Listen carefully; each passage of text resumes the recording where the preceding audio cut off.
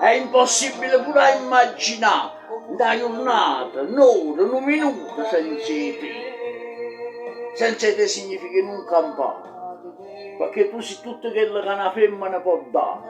Amore, passione, gioia, felicità, armonia e serenità.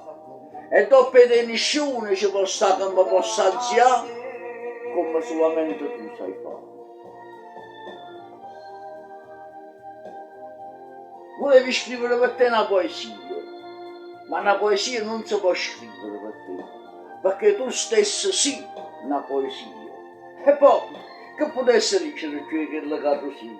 Come tu arrivi le parole? Come potessero nascere i pensieri? Non ci stanno né parole né pensieri che possono raccontare come tu sei. Però ti posso dire solo una cosa, che sia la grandezza di Dio è più preziosa che ancora questa terra ci fa immaginare l'ancora più paradiso come sarà.